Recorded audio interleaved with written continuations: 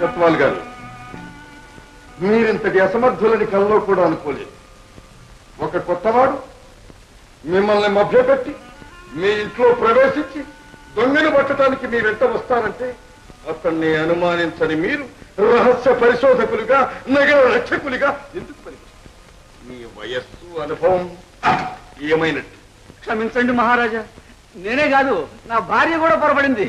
Kamamma మొగుడంటే Camus అనుకున్నాం, అంతేగాని ఈ గజదొంగ ఇలా వస్తాడని మాకేం తెలుసు.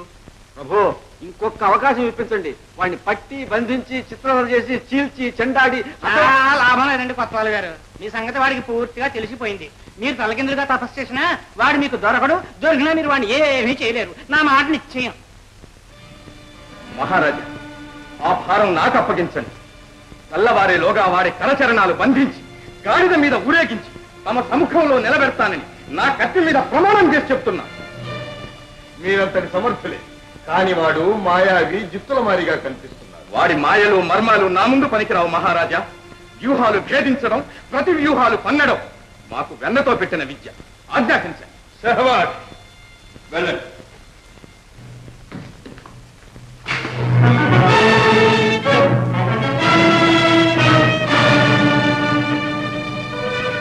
ఏమిటది? గజదొంగ ఉత్తరం ప్రభు. చదువు. శానాని, నా కోసం వెతకనవసరం లేదు. నేటి రాత్రికి అష్టమచంద్రుడు అస్తమించే వేళకు ధరణిగిరి వద్దకు దయచేయండి. ద్వంద్వ యుద్ధంలో నన్ను ఓడించి బంధించండి. ఒకవేళ మీరే ఓడిపోతే మీ అందాల కుమార్తెకు నన్ను భర్తం చేసి ఆశీర్వదించండి.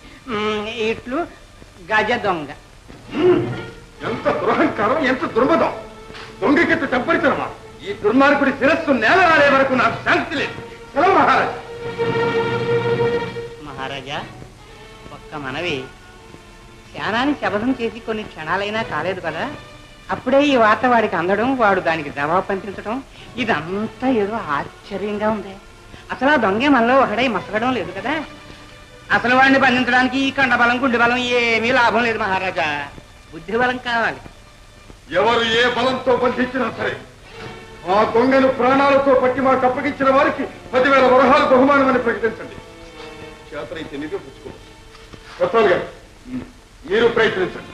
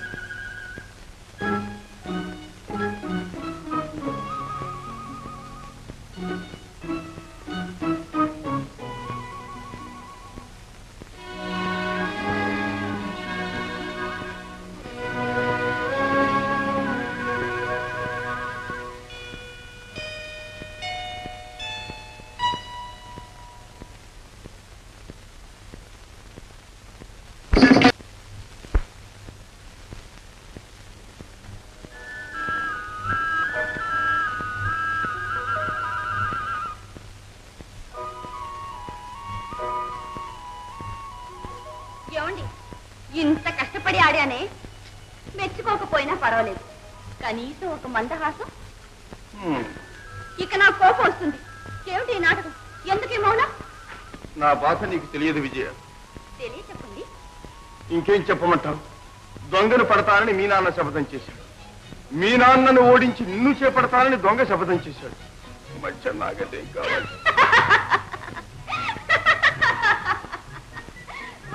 అదేనా మీ దిగులు? వాడి వల్ల ఏమవుతుంది?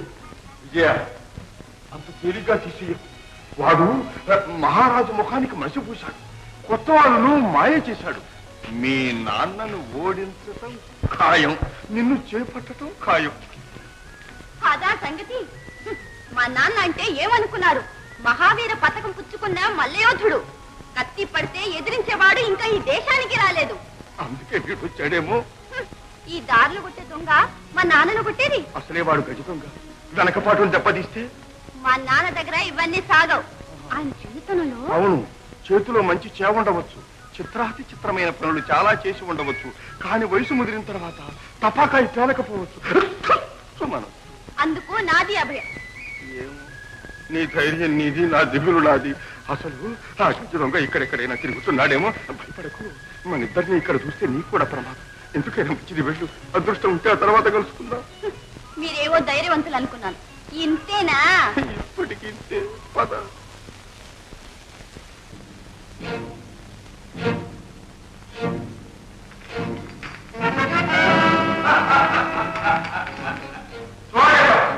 సేనాధిపతులకు సుస్వాగతం.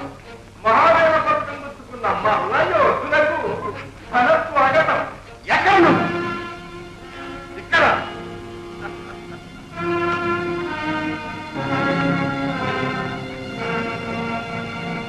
జగాదిగా చూడవలసింది మీరు కాదు, మీ అమ్మాయి.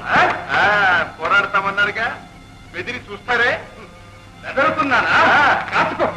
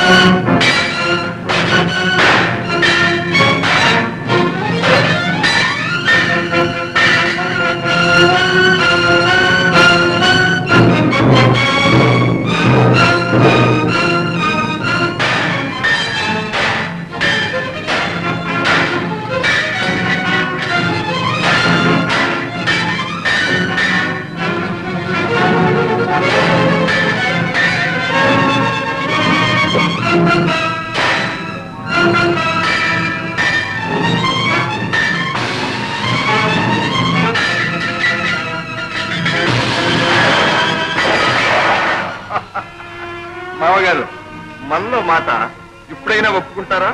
నేను మీకు తగ్గ అల్లుండని. నువ్వు నాకు అల్లుడువా? కాదేమిటి మామగారు, మీ కూతురు ఎలా ఉంటుంది? అలా ఉంటుందా, నీలా ఉంటుందా? నీలా ఉంటూ చూడలేము. చూడలేము.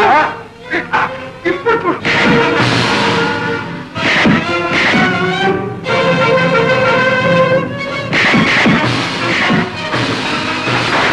చిన్నప్పుడెన్నో చిత్రాతి చిత్రమైన పనులు చేశారన్నారు, కానీ ఇప్పుడే చిత్తైపోతున్నారని చూడండి.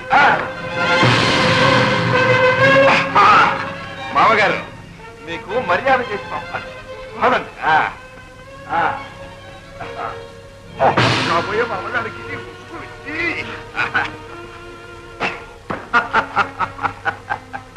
కాబోయే మామగారు గౌరవనీయులైన సైన్యాధ్యక్షులు, మహావీర పథకం పొందిన మల్ల యోధులు. మిమ్మల్ని సామాన్యంగా గాడిద మీద ఎక్కించి పంపిస్తామా? గుర్రం మీదే సాగనంపుతాం. గుర్తుంచుకోండి, పెళ్లి ముహూర్తం త్వరలో ఏర్పాటు చేయండి.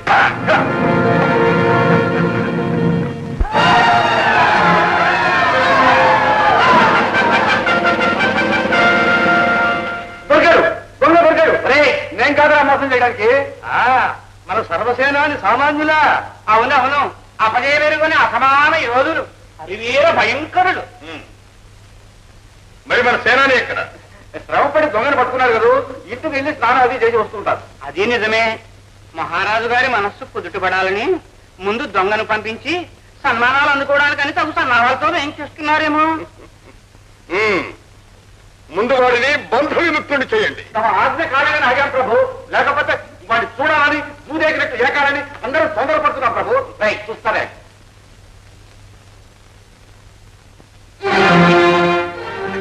ఎవరు? సేనాని గారా? మీకైతే నేనే మేలే, ఒళ్ళు జడలేదు, పిల్ల దక్కింది. పాపం మీకు రెండు కొత్త సచ్చిన పాముని చంపకండి మహారాజా. వాడు వెన్నెదొంగ కాదు, అప్రతిమాన వీరుడు, అసహాయ సూర్యుడు, జాపులాంటి మనిషి. జాగ్రత్త కదా. పట్టటం చేతగాక పైగా ప్రశంసిస్తున్నారా? మీలాంటి చేతగానే వాడు పంపించడం మాటే పొరపాటు. మహారాజా, ఈ అవకాశం నాకు ఇప్పించండి. ఇంటి మంత్రిగా మీరు పెడతారా? ఎవరు వెళ్ళనక్కర్లేదు, ఈసారి మేమే స్వయంగా ప్రయత్నిస్తాం.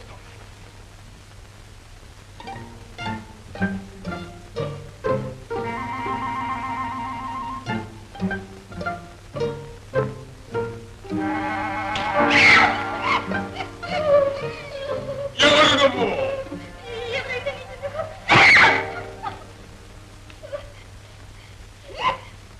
నీ పేరు విజయ్ కాదు? పెళ్లి కావలసిన పిల్లము ఈవేళప్పుడు ఇల్లు వదిలి ఒంటరిగా రా. అడగడానికి నువ్వెవరు? నేనా? ఎవరినా? నీకు కాబోయే మొగుణ్ణి. కాదు, సంభవం. మీ నాన్న ఎప్పుడైతే ఓడిపోయారో అప్పుడే నువ్వు సాధారణమయ్యావా? మీకు ఇది ధర్మం కాదు. నేను నేను నీకు ఇది వరకే పెళ్ళయిందా? కాకపోతే ఆ. మనసిచ్చి ప్రేమించాను. ఎవడు వాడు? చెప్పు. నాకు పిల్లనిచ్చే మామ గనక మీ నాన్నను ప్రాణాలతో విడిచిపెట్టాను. నాకు పోటీగా వచ్చి నిన్ను ప్రేమించిన ప్రేమికుడిని నీ కళ్ళ ముందే చిత్రవదం చేస్తాను, ప్రాణాలు తీసేస్తాను. చెప్పు, ఎవడు వాడు? ఎలా ఉంటాడు? ఎక్కడుంటాడు? చెప్పు. ఆయన ప్రాణాలు తీసినా నా ప్రేమ నీకు దక్కదు. మనసు లేని మనువు చేసుకుని నువ్వు సుఖపడలేవు. నేను సుఖపడతానో కష్టపడతాను, నా పాటలు నేను పడతాను. మనం చేసుకోవాల్సింది పెళ్లి.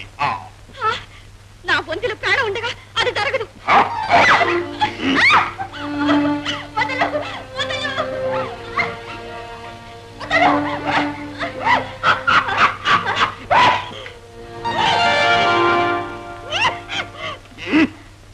తప్పించుకుపోదామనా?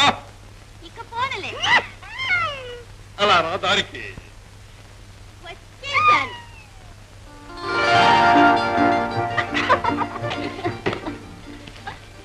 ఎలా పసికెట్టావు? బాలకృష్ణని చూసి ఓ, నా చేతి మీద ఉన్న పచ్చ చూసా? గట్టిదానివే. మీకంటేనా? నాన్నను ఓడించింది మీరేనా? ఎంత నాటకం ఆడారు.